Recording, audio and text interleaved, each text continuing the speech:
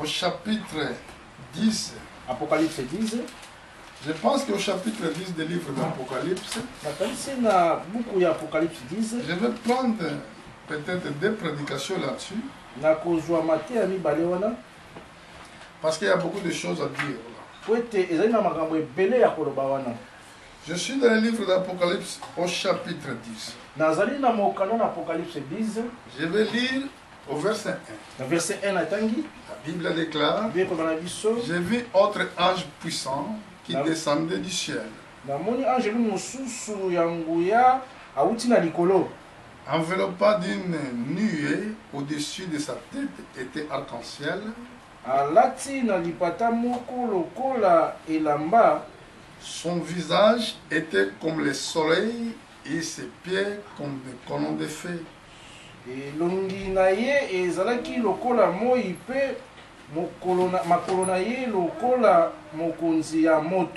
Il tenait dans sa main une petite livre ouverte. Il posa son pied droit sur la mer et son pied gauche sur la terre.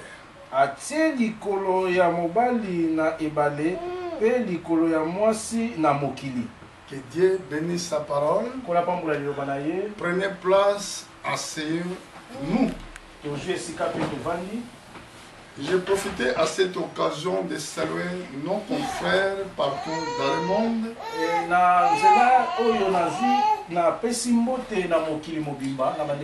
Ici, nous sommes dans le chapitre 10 du livre d'Apocalypse. J'avais décidé, par la grâce de Dieu, et que je dois prêcher le livre d'Apocalypse tout entier. Parce que la Bible déclare, c'était un livre qui était caché long des âges, afin de donner la foi dans les derniers temps.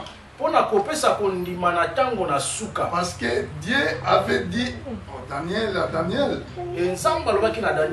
toi Daniel, c'est le livre jusqu'au temps de la fin. Plusieurs alors le liront, et la connaissance augmentera. Donc l'église des temps de la fin, il a en elle la capacité de connaître les mystères de Dieu. Il a d'autres termes, de connaître les mystères de la fin du monde. Parce que Dieu, quand il a créé le monde, il a créé pendant 6 jours. Et 7e jour, Dieu se reposa. Donc chaque chiffre dans la Bible, il y a une grande signification.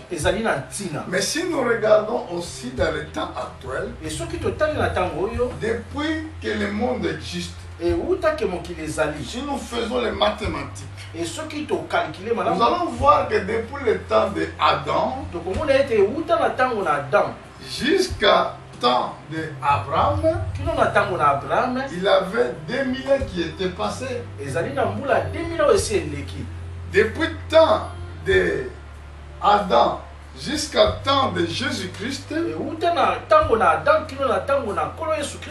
il y avait 2000 ans qui étaient passés.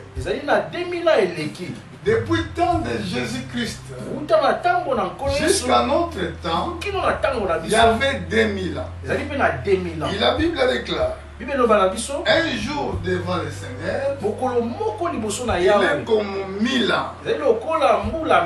Et 1000 ans devant le Seigneur, il est comme un seul jour.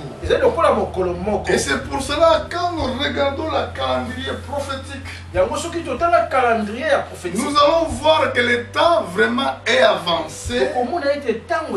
Il nous reste le dernier millénaire. C'est pour cela que Dieu m'a envoyé avec cet esprit de prophétie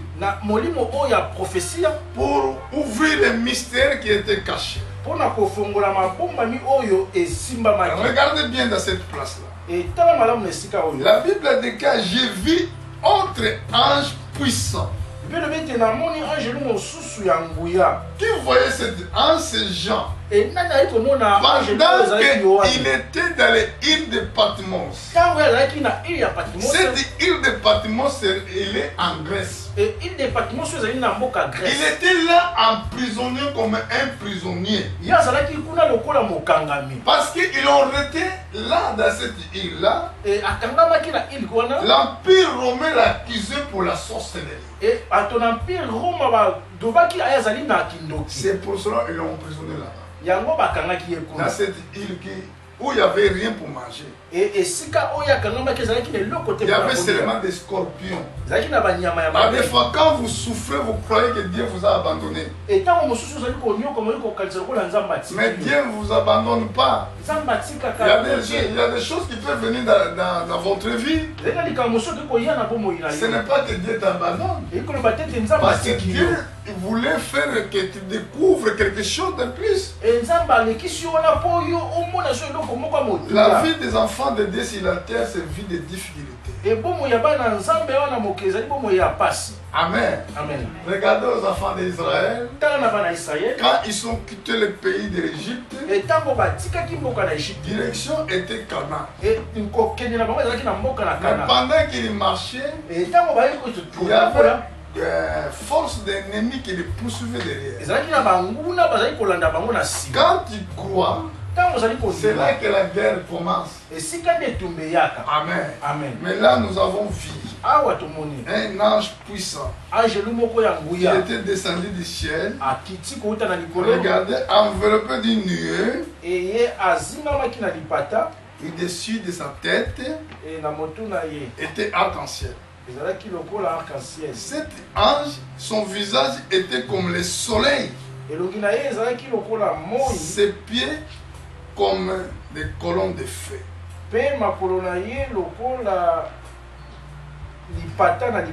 Amen. Amen. Si nous voyons les caractéristiques de cet ange, nous allons bien comprendre que c'est Dieu lui-même d'une forme de l'ange.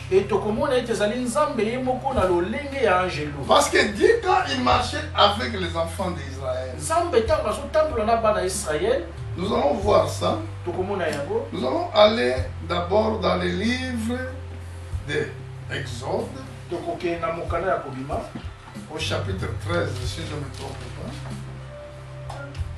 Exode 13.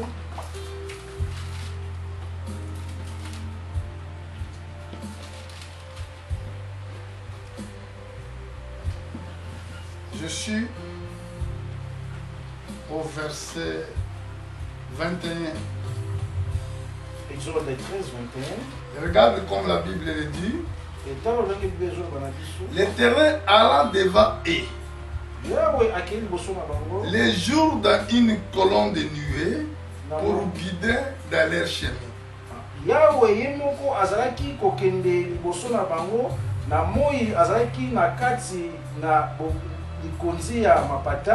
Et la nuit dans une colonne de feu pour éclairer.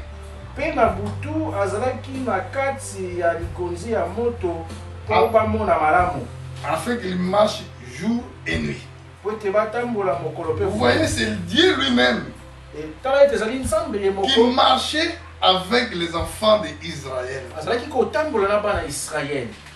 Avec colonne de nuée. Qu'il était le guide dans leur chemin. La nuit dans une colonne de feu. Pour éclairer afin qu'il marche jour et nuit. Mais quand Jean a vu cet ange, quand il a regardé cet ange, il a vu que cet ange il était différent par rapport aux autres anges. Il était ange puissant qui était descendu du ciel. enveloppé d'une nuée. Au-dessus de sa tête, arc-en-ciel. Vous savez que veut dire arc-en-ciel? Nous voyons souvent quand la pluie tombe, c'est là qu'il sort arc-en-ciel. Arc-en-ciel, c'est une alliance que Dieu avait faite. Arc-en-ciel, en elle, il y a 7 couleurs. C'est très important. Arc-en-ciel, en elle, il y a 7 couleurs. Donc ça veut dire, quand nous regardons dans les mystères des paroles prophétiques, nous comprenons que cet arc-en-ciel représente cet âge pour lequel le sang de Jésus-Christ a fait la couverture sur la terre.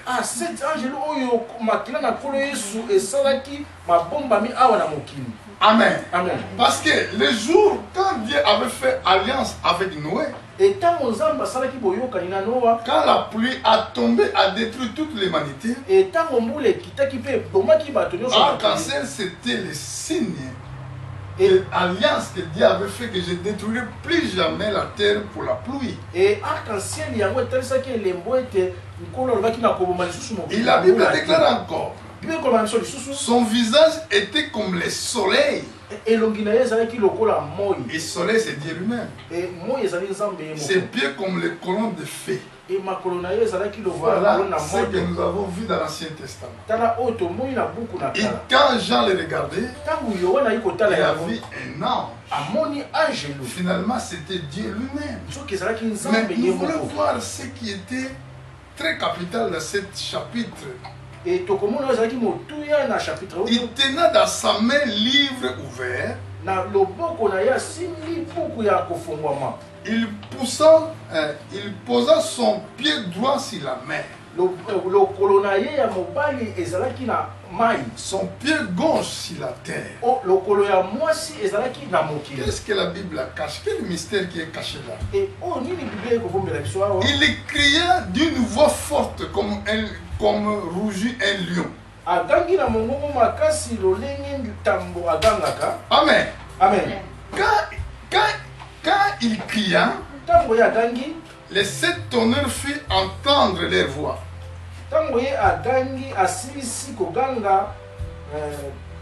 Les 7 tonnerres.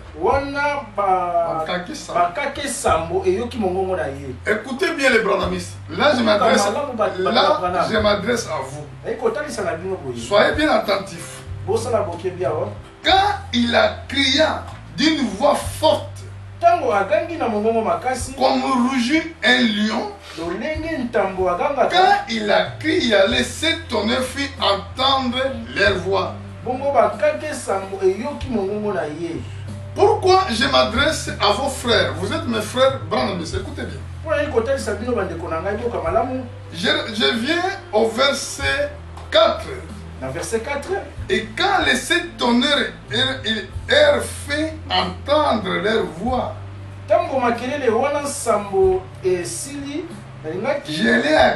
je l'ai écrit, j'ai entendu du ciel une voix qui disait, celles ceux qui ont dit les 7 tonnerres ne l'écrit pas.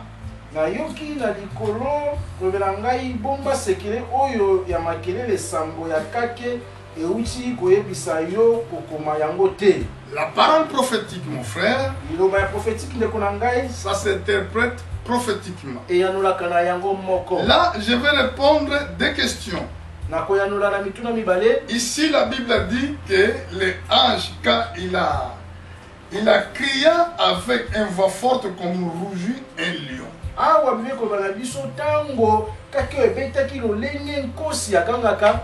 Nous savons que Jésus-Christ est le lion des tribus de Juda.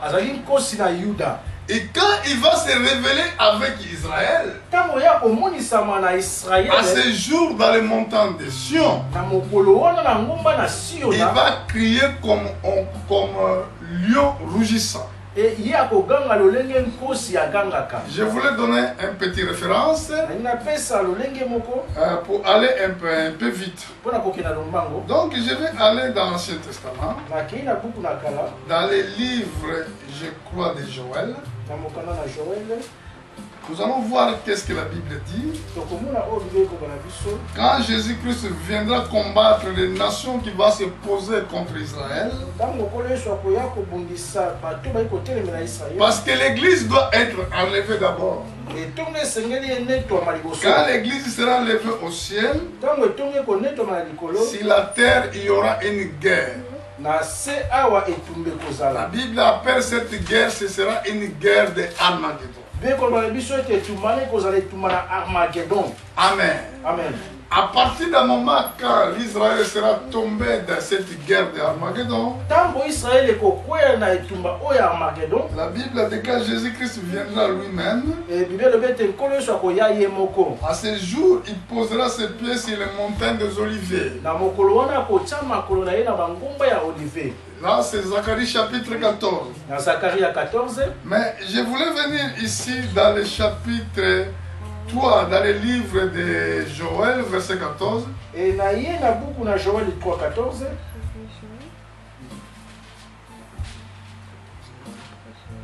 Chapitre 3, verset 14.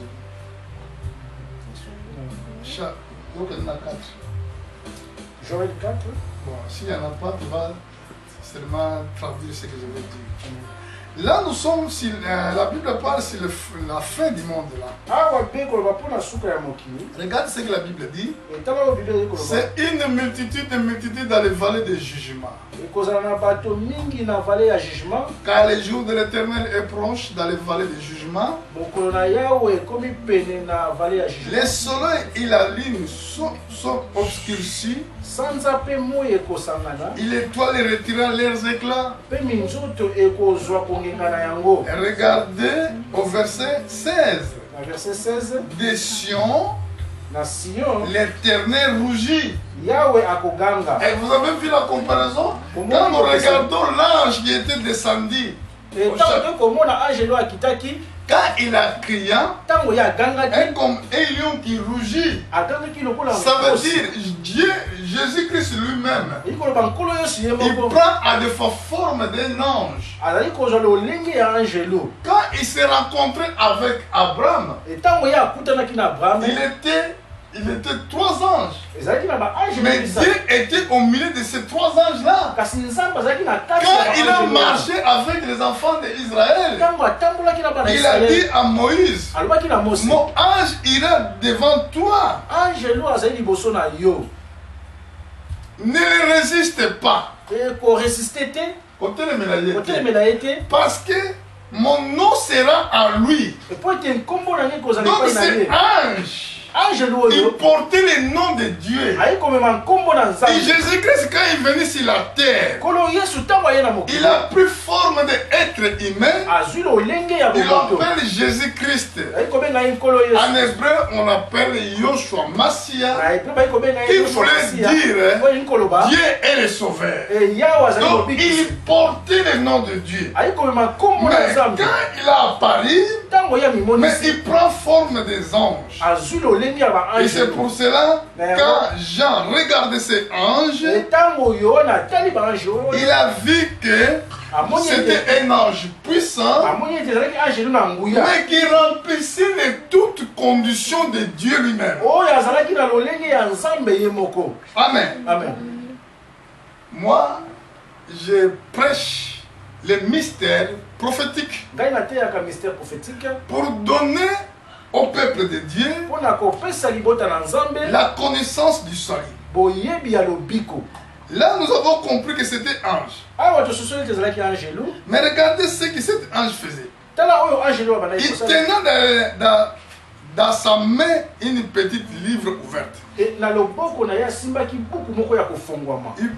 Il posa son pied droit sur la mer et son pied gauche sur la terre. Il cria d'une voix forte comme rugit un lion, car il a écrit, les 7 tonnerres firent entendre leur voix. Et tango ya gangi bankake oyo sabo bayoki mongongo na ye. Quand Jean voulait écrire ce que les 7 tonnerres ont dû, et tango Yohane alingi kokoma tango bakake oyo elobaki, et la voix le dit au ciel, mongongo na likolo kolobela ye boye, scellez ce qu'on dit les 7 tonnerres, ne l'écrit pas. Et simba oyo bakake oyo elobi kokoma yango te. Et pourquoi tout à l'heure je m'ai adressé à mes frères branamistes? Et pour la nina kolobela bandeko na biso ya branamiste. Première chose, on comprend bien que ici les anges, Et donc liboso to soso Jean, to Yohane, il voulait écrire. Alingaki kokoma. Mais la voix qui est entendue du ciel Kasi mongongo moko koloba na likolo lui dit qu'il n'écrit pas ce que les anges ont dit. Et lobi na yete kokoma te oyo bakake lobi. Bon, si ce n'est pas été écrit comme parole prophétique, nous ne devons pas les prêcher. Parce que ce n'est pas écrit. La Bible déclare au chapitre 1, dans le livre de l'Apocalypse, au verset 3, et est celui qui lit, et ceux qui entendent la parole de la prophétie et qui gardent les choses qui sont écrites, car le temps est proche. Donc ce qui est écrit, nous devons le lire. Et c'est écrit encore dans le psaume, et dans l'homme qui médite la parole jour et nuit. Donc ce qui n'a pas été écrit, nous ne devons pas le prêcher. Et c'est pour cela on ne peut pas le prêcher ce que le tonnerre a dit. Je condamne personne. Je suis prédicateur de l'évangile. Je dois prêcher seulement ce que la Bible a dit. Dans le livre de Deutéronome, c'est écrit au chapitre 29, verset 29. Regardez vous-même. Regardez ce que la Bible dit. Les choses cachées sont à l'Éternel, notre Dieu. Les choses révélées sont à nous. Et nous et nos enfants perpétuent afin que nous mettions en pratique toutes les paroles de ces lois.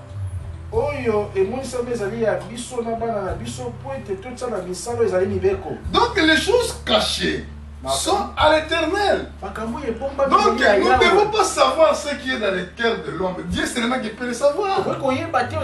Ce qui est écrit, c'est ça que nous devons expliquer. C'est pour cela que Dieu a dit à Moïse, les choses cachées sont à l'Éternel, notre Dieu.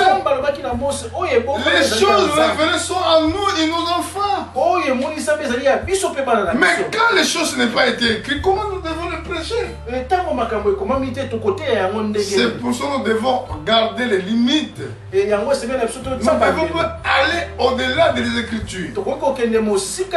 Ça, comme je suis prédicateur, j'ai profité de ce moment pour donner ce conseil pour les gens qui disent que le tonnerre a dit, le tonnerre a dit, le tonnerre n'a rien dit. Il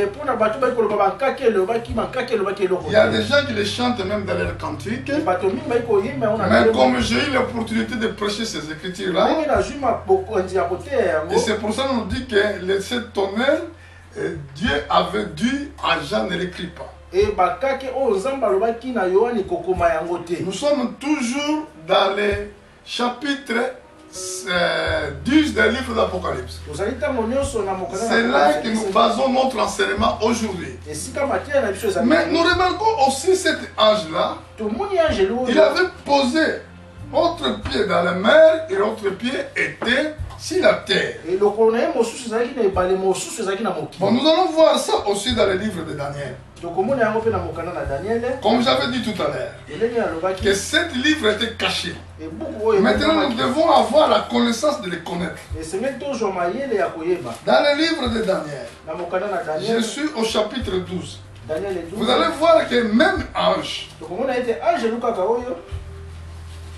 Daniel chapitre 12.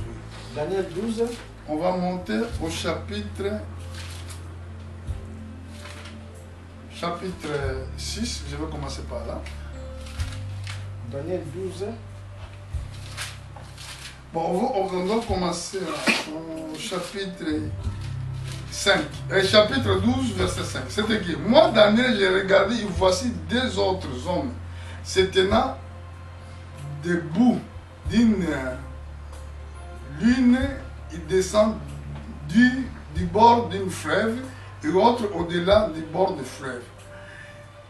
L'un d'eux dit à l'homme vêtu de ligne qui se tenant au-dessus des eaux du fleuve, quand sera la fin de ces prodiges? Au verset 7, la Bible déclare, j'entendis un homme vêtu de ligne qui tenant au-dessus des eaux du fleuve, leva vers le ciel sa main droite et sa main gauche, il jura par celui qui vit éternellement, que sera dans un temps, des moitiés de temps, que toutes ces choses finiront quand les forces du peuple saint seront entièrement brisées. Na tango ngai Daniel nazalaki kotala, namoni bato mibale mosusu batelemi epai na epai ya ebale, moko na bango atuni moto oyo alataki bilamba ya lokumu pe atelemaki likolo ya mai ya ebale. Alobi, makambo oyo ya kokamwa ekosuka tango nini? Moto oyo alataki bilamba ya lokumu atomboli maboko nyonso mibale na likolo pe na yoki ye alobi boye, na kati seleka na kombo ya Nzambe oyo azali na bomoi ya seko na seko ete makambo oyo ekoumela mbula misato na ndambo ekosuka tango makasi nyonso ya ekolo ya bosantu ekosila. Amen. Amen. Bon, nous savons que les vierges folles, il passera dans la tribulation. Parce qu'il y a des croyants qui viennent à l'église, mais qui n'avancent pas. Ils sont toujours des bébés spirituels. Mais ils viennent quand même dans l'église. Il y a des croyants qui viennent à l'église, qui écoutent la parole de Dieu, qui cherchent moyen de comprendre. Ah, regardez là, quand la Bible parle de temps et moitié de temps, la Bible de Lingala explique 3 ans et demi. Et là, nous allons bien comprendre quand nous allons toucher les 70 semaines de Daniel. Nous allons bien comprendre il s'agit de quel peuple qui va être épuisé. Parce qu'ici, il y a plein de choses expliquées. Mais ce message, ce n'est pas pour les bébés. C'est le message des gens qui sont grandis dans la parole de Dieu. C'est ange, quand il va descendre sur la terre, il va poser son pied droit sur la terre et autre pied gauche sur la mer. Il va jurer à celui qui vit au siècle des siècles. Nous voyons que c'est là qu'il doit réclamer le royaume de Dieu. Parce qu'aujourd'hui c'est le royaume des hommes. Aujourd'hui, c'est les partis politiques qui dominent. Mais Dieu avait dit, Dieu avait montré dans le temps de la fin, une pierre qui était détachée sans secours de l'homme, qui avait frappé les statues, qui va frapper la bête. Et cette pierre, c'est le royaume de Dieu. Quand cet ange viendra pour réclamer la terre, il va réclamer l'humanité entière. C'est là qu'il va jurer. Là, ça voulait dire que la fin des royaumes terrestres. Amen. Amen. C'est pour ça que nous sommes encore dans cette vie. Nous devons chercher le royaume de Dieu. Le royaume de Dieu, ce n'est pas grande chose, ce n'est pas quelque chose qui est compliqué. Le royaume de Dieu, ça veut dire toi-même tu dois renoncer ta vie. Renoncer.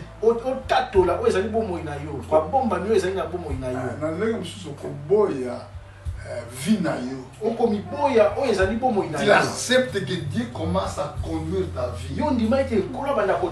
Ça, quand tu es devenu comme ça, Seigneur Jésus va te donner son esprit. Si aujourd'hui tu voulais être le maître de ta vie, sachez-le que tu le perdras. Aujourd'hui, c'est toi qui voulais te conduire toi-même. Tu perdras ta vie. Et c'est pour cela le royaume de Dieu, nous devons le chercher tandis que nous sommes encore vivants. Parce qu'à un moment là que j'ai en train de prêcher l'évangile, il y a beaucoup de gens aujourd'hui, leur vie, leur livre se ferment. Peut-être hier avec les amis, peut-être ils buvaient, peut-être dans les boîtes. Mais aujourd'hui, il y a des gens qui pleurent. Comme j'ai entendu le comédien qui est mort au Congo là. Quand vous voyez même les gens qui pleuraient, les gens pleuraient vraiment dur. Mais c'est fini. Le livre de sa vie, il est fermé comme ça. Amen. Mais comme le livre est fermé, mais quand il va se présenter dans le trône de Dieu, le livre là rendra témoignage de tous les actes qu'il a commis sur la terre. Et c'est pour cela que la Bible a dit que ta volonté soit faite. Ce n'est pas ta volonté, mais la volonté de Dieu qui soit faite dans ta vie. Dans d'autres termes, marcher comme Dieu veut. Et c'est pour cela, quand nous prêchons la bonne nouvelle, nous disons que arrepentez-vous. Donc changez de façon de vivre. Suis Jésus-Christ. Quand il viendra pour réclamer la terre, quand il viendra pour réclamer l'église, maintenant les œuvres que tu faisais sur la terre, c'est ça qui va témoigner contre toi. Personne ne sera là pour te condamner. Mais seulement les livres, les actes qui étaient dans les livres, qui va témoigner ce que tu faisais sur la terre. C'est ça qui va prévoir ton avenir. Je retourne toujours dans le livre d'Apocalypse.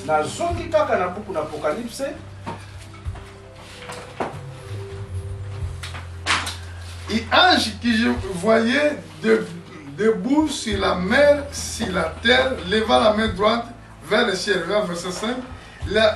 Il ajura par celui qui vit au siècle des siècles, qui a créé le ciel et les choses qui sont la terre, les choses qui sont à la mer et les choses qui lui aura plus de temps. Il y aura plus de temps, pardon, frère. Apocalypse 10, chapitre 6, par bongo angelu oyo namoni atelemi na ebale pe na mokili atomboli liboko ya mobali na likolo pe akati seleka na nkombo ya Nzambe oyo azali seko na seko. Nzambe oyo asala likolo na biloko nyonso ezali kimia mabele na biloko nyonso ezali kuna pe ebale na biloko nyonso ezali kuna alobi boye tango ekozala lisusu te kasi mokolo angelu ya sambo akobeta kelelo. Amen. Amen. Donc là, dans verset 7, nous allons expliquer ça semaine prochaine. Verset 7, parce que ce n'est pas la même chose que nous disons aujourd'hui.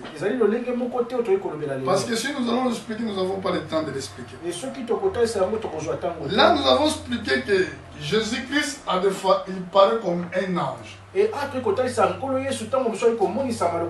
Au chapitre 10, il se révèle devant Jean comme un ange. Ange d'alliance. Pourquoi ange d'alliance? Parce qu'il avait arc-en-ciel. Arc-en-ciel, ça symbolise l'alliance de Dieu. Et Dieu avait fait avec Moïse. Jésus-Christ avait fait l'alliance avec l'humanité. Il a donné son sang à la croix à cause de toi. Afin que toi tu ne meurs pas. Afin que toi tu ne meurs point. Maintenant, aujourd'hui, si la mort vient dans ta vie, je ne sais pas, c'est toi-même qui voulais.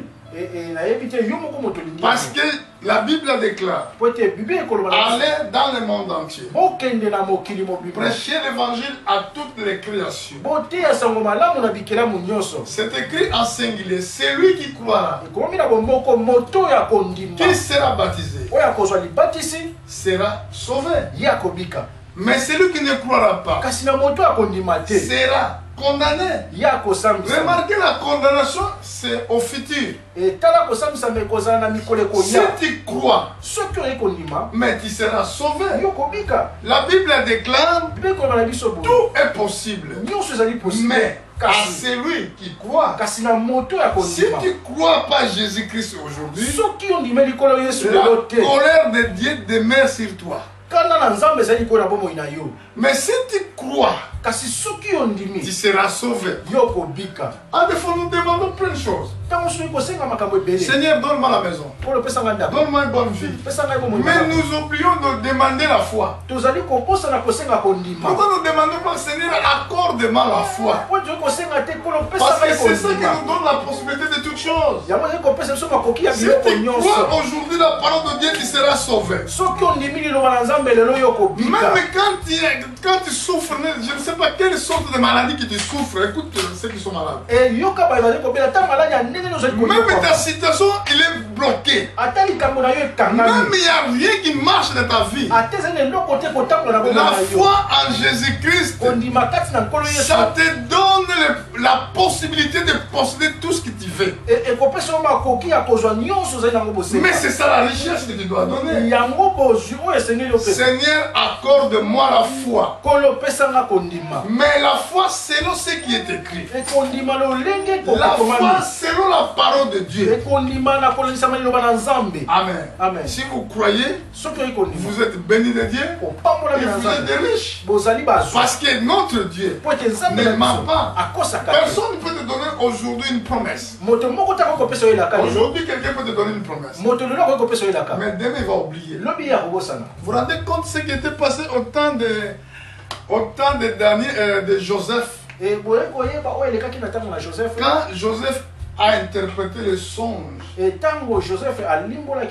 de ses serviteurs de Pharaon qui étaient emprisonnés avec lui, quand il a fini de donner l'explication des songes, il est prisonnier là. Il a dit à l'autre que quand il sortira, souviens-toi de moi. Je suis là, je ne sais pas qu'est-ce que j'ai fait pour que je sois là. Mais la Bible déclare, quand le prisonnier là, il a retourné au lieu de son travail, il a oublié les demandes de Joseph. Parce qu'il était homme. L'homme toujours il doit oublier. Mais notre Dieu n'oublie jamais. Tout ce que vous faites pour lui, il est toujours devant sa mémoire. Et c'est pour cela quand vous priez Dieu, quand vous êtes fidèle de sa parole, et notre Dieu, il va souvenir de toutes les œuvres que vous faites pour lui. Et maintenant, pour terminer cette prédication, je voulais vous montrer où s'inscrit ces choses. Je suis dans le livre de, je crois, de Malachie. Malachie, c'est le dernier livre de l'Ancien Testament.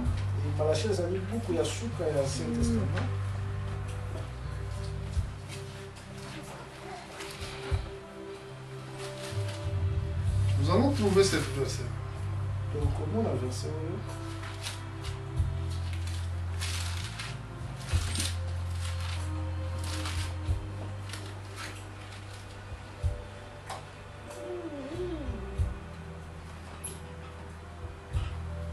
Regardez au verset 16. Malachie chapitre 3. Malachie 3, 16. La Bible déclare: alors ceux qui craignaient l'Éternel se parlant l'un à l'autre, l'Éternel fut attentif, écouta un livre de souvenirs fut écrit devant lui pour ceux qui craignaient l'Éternel, qui honorent son nom. Amen. Amen. Ceux qui craignaient l'Éternel, ceux qui marchaient, quand ils parlaient l'un à l'autre, l'Éternel fut attentif. Quand nous prêchons la parole de Dieu ici, Dieu est là. Les anges sont là. Ils regardent ce que la Bible dit. L'Éternel fut attentif. Il écouta. Un livre de souvenirs fut écrit devant lui. Donc Dieu va se souvenir de tout ce que vous faites. Non, qu'on se souvenir. Il n'oublie pas. Mais l'homme peut oublier. Tu peux faire bien à un homme, mais demain, il va oublier ça. Mais Dieu ne peut pas oublier vos œuvres que vous faites devant lui. Toi, serve seulement Dieu. Dans les situations difficiles, serve Dieu. Dans les situations de l'abondance, serve Dieu. Parce que c'est écrit ici, au verset 17. Ils seront à moi, dit l'Éternel des armées. Ils me partiendront au jour que j'ai préparé.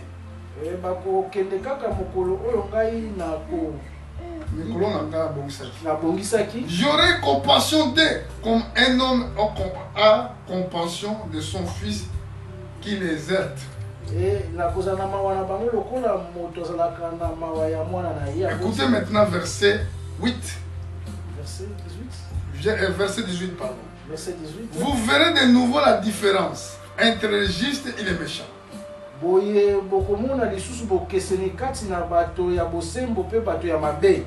celui qui sert Dieu et celui qui ne sert pas. Comme vous avez le temps de vivre, sert Dieu. Amen. Amen. Prêche l'évangile. Marchez en craignant Dieu. Marchez en aimant la parole de Dieu. Amen. Amen. Pardonne ceux qui vous affligent. Prêchez la bonne nouvelle. Témoignez que le Seigneur Jésus-Christ est roi. Dans ta famille, il y a beaucoup de gens qui ne croient pas. Mais Dieu va te demander, tu seras responsable à ta famille si tu ne le prêches pas. Amen. Amen. Et c'est pour cela aujourd'hui nous avons expliqué chapitre 10. Nous